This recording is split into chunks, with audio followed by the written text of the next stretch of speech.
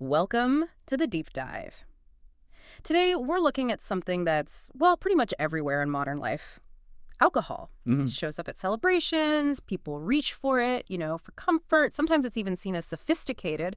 But what if there's more going on? Something deeper than the usual health warning, something beyond the surface debates.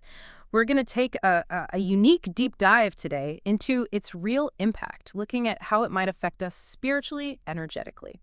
That's exactly it. And look, this isn't about judging anyone or saying it's bad. Not at all. Think of it more like peeling back some layers of conditioning maybe, to look at some older ideas, some ancient perspectives about alcohol, ideas that have perhaps gotten a bit lost under, well, centuries of marketing and just how society sees it now. So yeah, the journey today is really beyond just the physical. We're talking energy, consciousness, and what we could call your spiritual sovereignty, your own inner power. Okay, so to start that journey, let's unpack the word alcohol itself. It's actually kind of surprising. You'd think it always meant, drinks, but the roots are different. They really are. It comes from Arabic, Oh, al. wow, cool. Yeah, and originally that meant a fine black powder, like coal eyeliner, or sometimes antimony used for purification. Nothing to do with beverages initially. Wow, okay, so how did it become, you know, alcohol? Well, that's where the alchemists and mystics come in. For them, alcohol started to mean something else. It described the process of distillation, like drawing out the purest essence, the spirit, from matter. Ah, the spirit. Exactly. And they didn't just mean chemically. They saw it as a spiritual process, too, Yeah. separating soul from body in a way. That's literally why we still call strong drinks spirits. That makes so much sense now.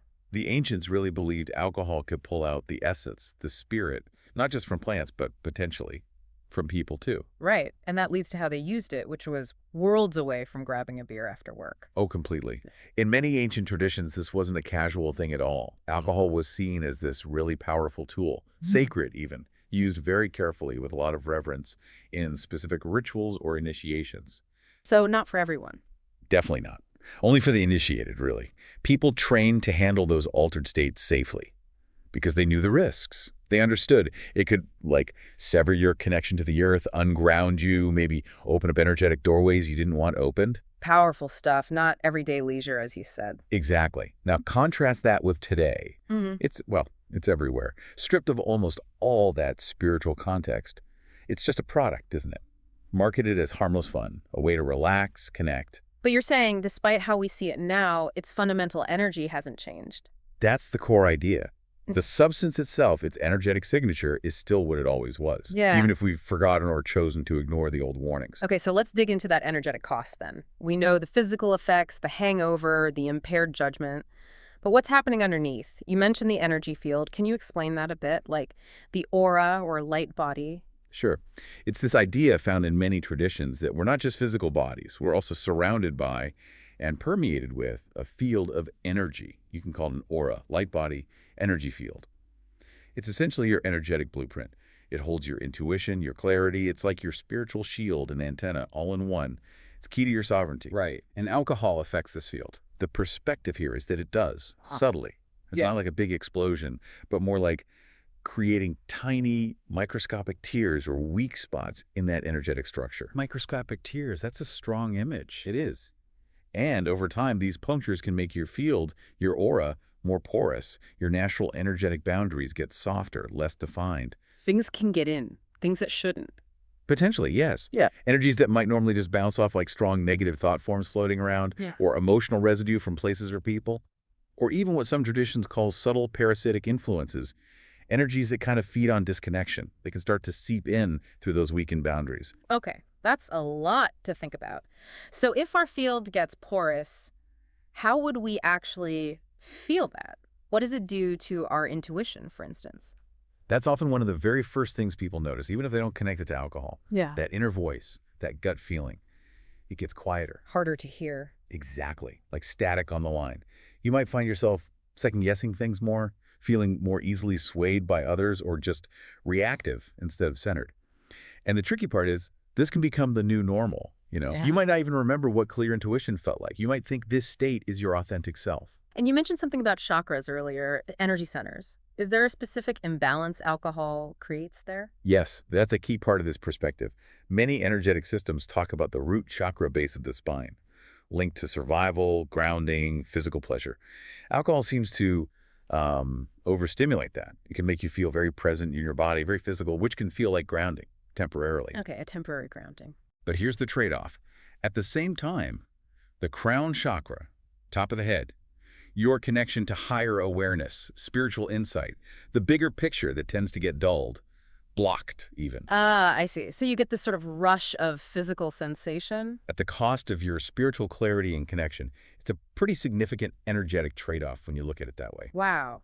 Okay, let's shift a bit to the programming around this. It really does feel like from childhood almost, we're shown alcohol is just normal, part of being an adult. Family events, TV, movies, ads, billions spent, making it seem essential for fun, confidence, belonging. Absolutely. It's deeply embedded. It feels like our own choice, but the script has been written and reinforced for a very, very long time. So if it's so scripted, what kind of connection are we actually getting when we use alcohol to socialize or feel closer to people? That's a really crucial question. Often it offers what you could call a counterfeit version of true connection. You might feel more outgoing, more yourself, maybe more bonded with others in the moment. Yeah, that feeling of instant camaraderie. Right. But energetically, you might actually be drifting further from your own core essence, becoming more fragmented, less integrated. And the longer you rely on that counterfeit feeling, the harder it can be to even recognize or access genuine connection from your natural sober state. And think about the language we use, take the edge off, loosen up. It sounds like a solution. Society almost encourages drinking to be sociable, but energetically, what's happening when we loosen up like that? You mentioned boundaries earlier. Exactly. When you take the edge off with alcohol, you are lowering your energetic boundaries. But it's not necessarily a healthy softening. It makes you more porous, energetically speaking, to your environment. You might feel more open, but you're also potentially absorbing, well, all sorts of stuff. Like other people's moods or stress. Yes, ambient energy is in a place. Emotional residue, thought patterns, things your field would normally filter out or protect you from. It's like leaving the energetic front door wide open. And this ties into that illusion about confidence or creativity too, doesn't it? That alcohol somehow gives you those things. Precisely. The illusion is that it creates them. The reality from this perspective is that it might temporarily quiet the inner critic, the self-doubt. Giving you a moment of feeling free. Maybe a fleeting sense of ease, but then it often creates more energetic static, more noise of its own. It doesn't actually generate creativity or confidence. It just briefly suppresses the blocks while potentially burying your true innate abilities even deeper. It's fascinating how this perspective lines up with warnings from so many ancient spiritual paths. It really does. Buddhism talks about intoxicants clouding the mind, right? Which Yeah. is key to liberation. Taoism warns about disrupting natural energy flow, qi. Christian mystics sometimes spoke about drunkenness as losing oneself, escaping reality instead of connecting with the divine. And Islam's prohibition is very explicit. These weren't just random rules, were they? They came from somewhere deep. You have to assume they came from a profound understanding of the unseen consequences. They recognized that intoxication wasn't neutral. From this viewpoint, drinking without real awareness can, well, lower your vibrational frequency. Think of it like tuning your radio to a lower, denser station. Okay. And what happens on that lower frequency? It can potentially make you more accessible or resonant with energies or influences that thrive on that lower vibration. Things like disconnection, chaos, compulsion, So not necessarily like Hollywood possession, but more subtle. much more subtle usually. Yeah. It could manifest as those nagging cravings that feel impossible to shake, or patterns of compulsive thought, emotional instability, self-sabotage. It really makes you wonder, doesn't it? Yeah. Could addiction cycles be more than just brain chemistry? Could there be energetic influences that actually benefit from keeping someone stuck? That's a heavy thought. So why isn't this kind of conversation more mainstream? Why don't we hear about the energetic side? It massively challenges the dominant cultural narrative, doesn't it? The story we're sold is that alcohol is mostly harmless, a social lubricant, maybe bad for your liver long term, but that's about it. To acknowledge these deeper energetic impacts would mean questioning a huge part of our social fabric, our advertising, our coping mechanisms. It's uncomfortable. It's easier to just not look there. Much easier. So we tend to go about our lives maybe having drinks, lowering our energetic guard without even realizing it, while these unseen dynamics might be playing out under the surface. Okay. But you mentioned earlier that energy can heal. This isn't necessarily permanent damage. Absolutely not. That's the crucial, hopeful part. Energy is inherently dynamic. It wants to flow, it wants to heal, it can be recalibrated. What feels damaged can be mended. What's been dimmed can absolutely be reignited. You definitely have the agency to shift this. So if someone listening feels this resonates, what's the first step? It sounds like it's more than just stopping drinking. It really is. Yeah. Just stopping is a huge step, of course. But the deeper healing asks for more.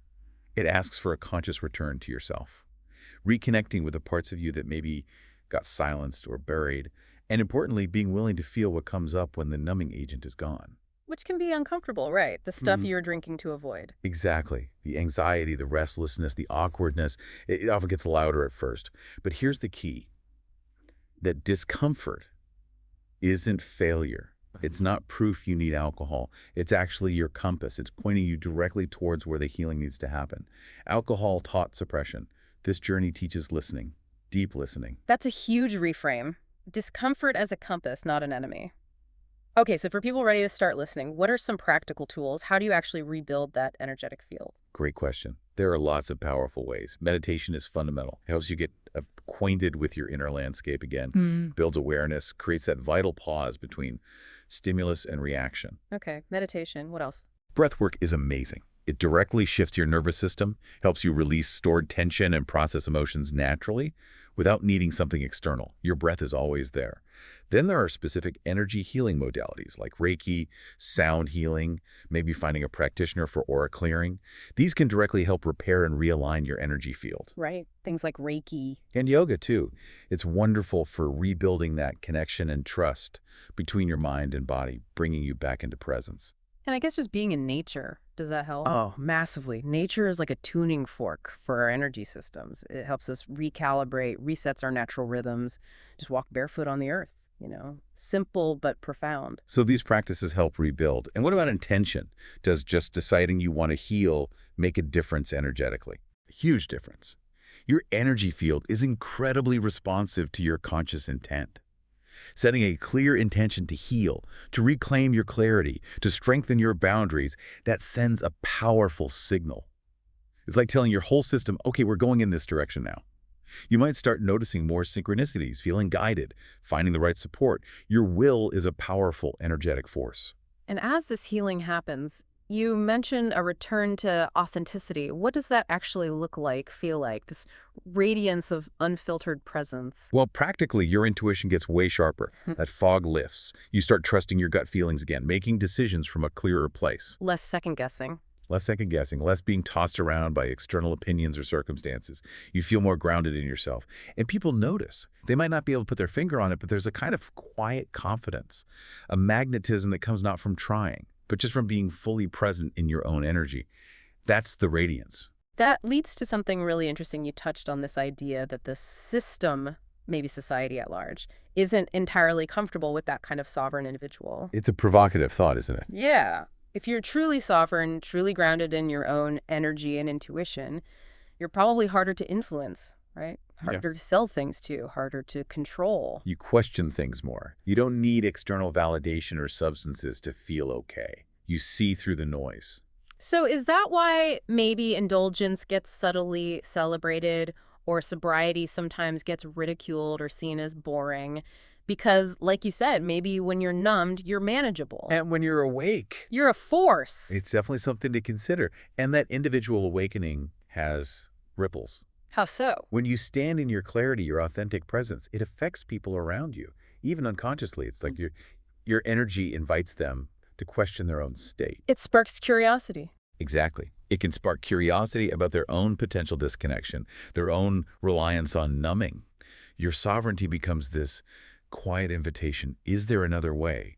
It's a gentle, silent revolution. Okay, so bringing it back to that discomfort, we talked about the anxiety, the fear, the tension that makes people reach for a drink. How do we work with that then, if not by numbing it? We have to learn to see it as a messenger, truly. Not an enemy to be silenced, but a guide showing us exactly where we need to bring our attention, our compassion, our healing. So every time we numb it, We delay the conversation. We delay the growth. And here's the thing, that vibrant, uninhibited, alive self, you might think alcohol, unlocks. It was never in the bottle. It was always there. Always there, just buried under layers of conditioning, maybe past hurts, fears. Alcohol just temporarily lowers the inhibitions and the energetic defenses, which isn't the same as true integrated freedom. Right. And what about connection? So many people drink to connect. True connection, deep connection, needs you to be present. It needs vulnerability, real awareness.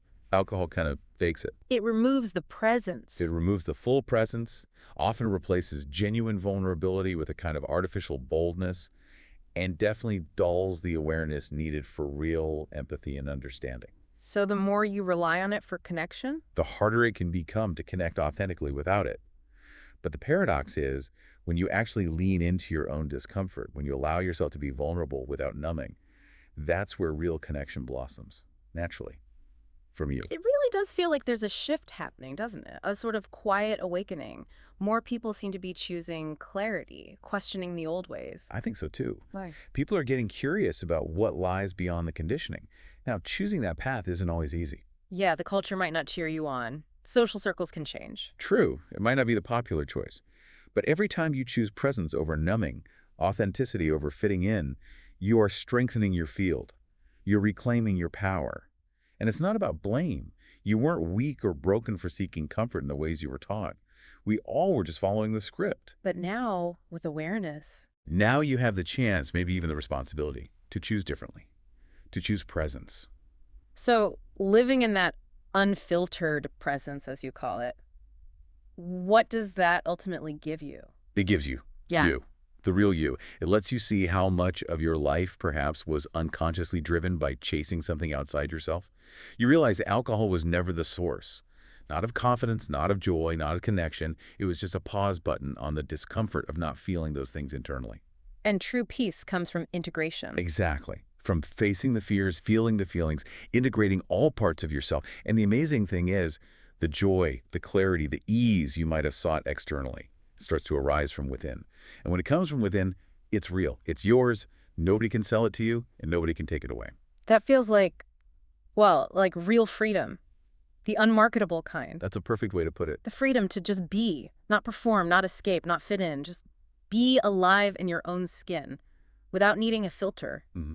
Trusting your own presence, not needing external permission. That freedom, like you said, can't be sold. It has to be lived. And when you live it, Okay. you become that mirror, Yeah. that silent revolution, just by being authentically you. And remember, that version of you, Yeah. the clear, sovereign one, it was never lost. It's always been there, Yeah. waiting patiently beneath the noise, the programming, the fear, Mm-hmm. ready to be reclaimed.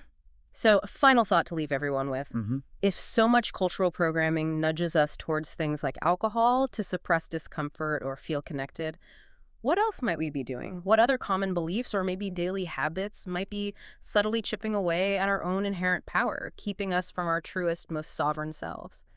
What else might be waiting for us just beneath the surface if we choose radical presence in more areas of our lives?